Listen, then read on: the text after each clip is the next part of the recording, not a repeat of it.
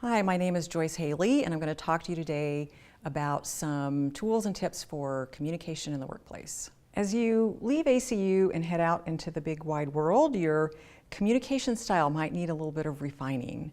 So we're going to talk about some communication tips that will help you make a good impression in the workplace and maybe even help you get that promotion.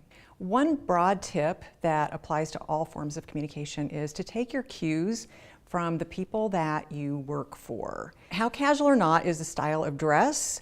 How do people conduct themselves in a meeting? When is it appropriate for a junior level person to speak up?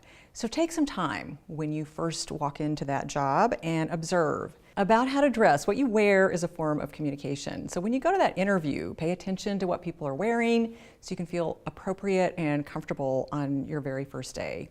Two additional thoughts about dress. One, generally dress not for the position that you have, but for the position that you want. So let's say junior level people spend most of their time in casual Friday kind of dress, but supervisors are more likely to wear nice pants, a nice skirt. So spend some time in supervisor level wear, especially if you're going to a meeting or you're going to be in a situation with senior level staff. Second point about dress, women, dress to be heard. Dress so that people will focus on what you're saying rather than on what you're wearing. That may mean the latest fashion, though it's in, should not be worn in the workplace, regardless of how your supervisor dresses. Next topic, timeliness. You know that you need to be on time for work. You need to be on time for the meeting. You need to meet the deadlines. But timeliness requires some planning. Plan ahead, plan the morning. What are you going to wear? What are you going to eat? Think about the weather and how that's going to impact your drive time. Be prepared for the meeting.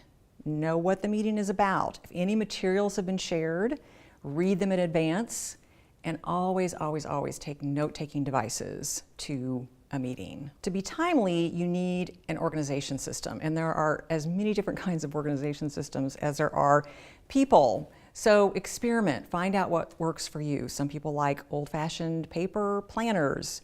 There are any number of apps. So experiment, find what works for you, and then stick with that like it's your best friend. Email is a form of communication that is used many times a day in most offices.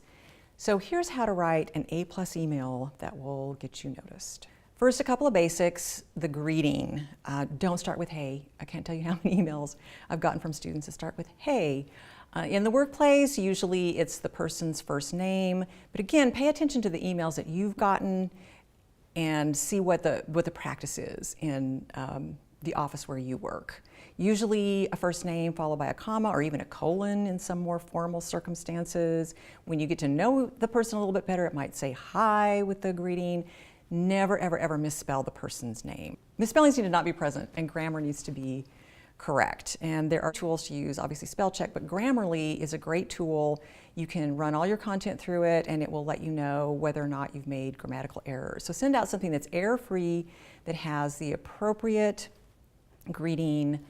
And then what's really going to make your email stand out is how well you organize the content. If you have more than just 2 really short paragraphs, organize it by putting some headings in, some bullet points, make it really easy for people to skim and absorb the material. The people who are receiving the email will appreciate it, and again, that organization is something that will get you noticed. Let's talk for a few minutes about nonverbal communication.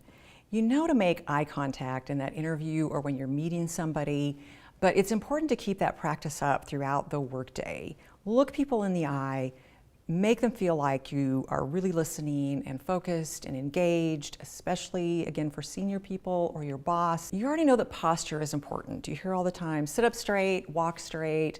But a couple of years ago, a Harvard psychologist, Amy Cuddy, popularized the idea of power poses.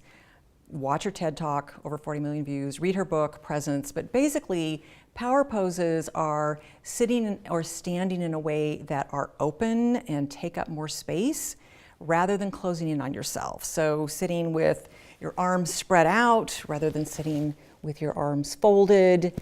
It projects confidence, but what the research has shown is it even makes you feel more confident. Finally, speak kindly to everyone, the janitor, the barista, the administrative assistant, because it's the right thing to do, but also because you never know who's going to be watching.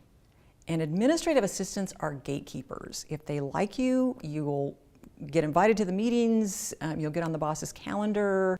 Think it through, be strategic.